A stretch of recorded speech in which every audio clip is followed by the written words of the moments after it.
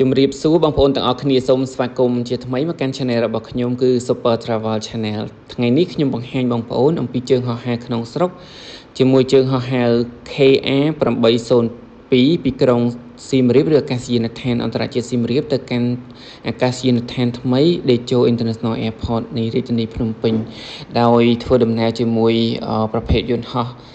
របស់ Cambodia Airways ថ្មីគឺ ATR 72600ជាធម្មតាក្រុមហ៊ុនអាកាសចរ Cambodia Airways មានជើងហោះហើរពីអាកាសយានដ្ឋានអន្តរជាតិសៀមរាបទៅកាន់ភ្នំពេញមាន2ជើងជាមួយជើងហោះហើរ KA802 ដោយ departure time គឺម៉ោង 10:55 ទៅដល់ភ្នំពេញម៉ោង 12:00 និងមួយជើងទៀតជាមួយ KA806 ពីអាកាសយានដ្ឋានអន្តរជាតិសៀមរាបទៅកាន់អាកាសយានដ្ឋានដេជោ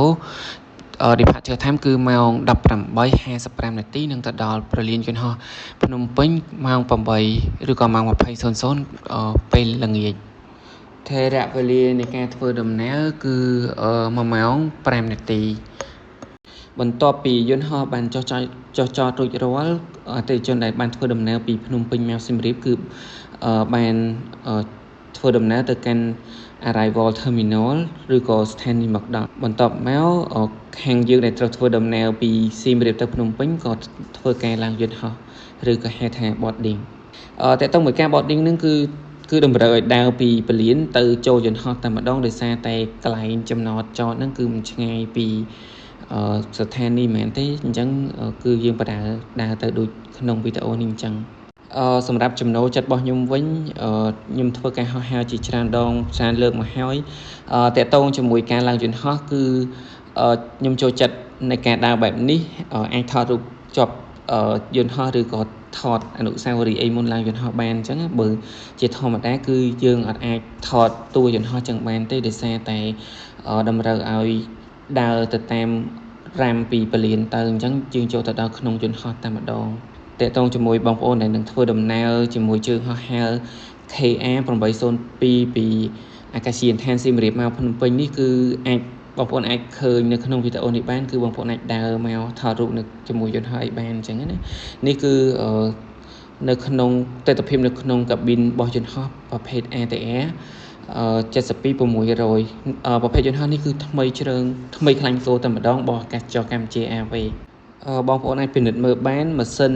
តួយន្តហោះអីគឺថ្មីជ្រើងតែម្ដងថ្មីចេះហ្មងឯង And pull the strap tightly to unfasten the tobacco flap. Live vest. A live vest is located under your seat.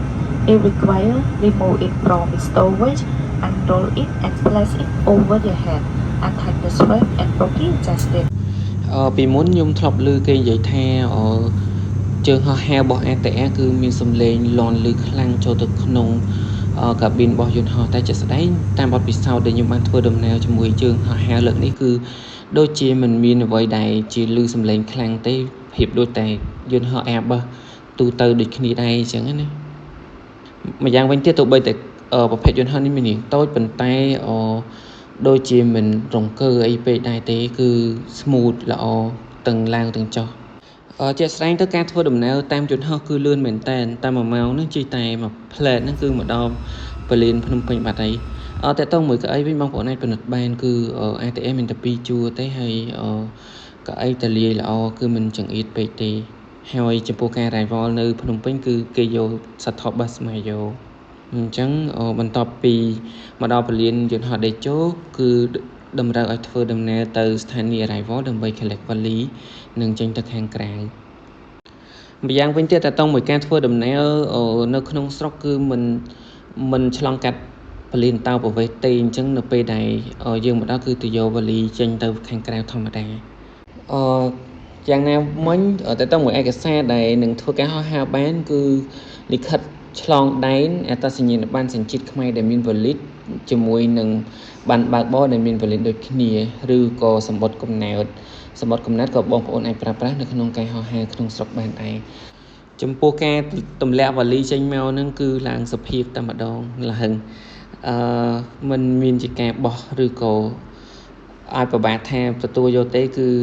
smooth តែម្ដងអញ្ចឹងបន្ទាប់ពីយកវ៉ាលីបានរួចរាល់ហើយគឺយើងអាចធ្វើដំណើរចេញក្រៅទៅ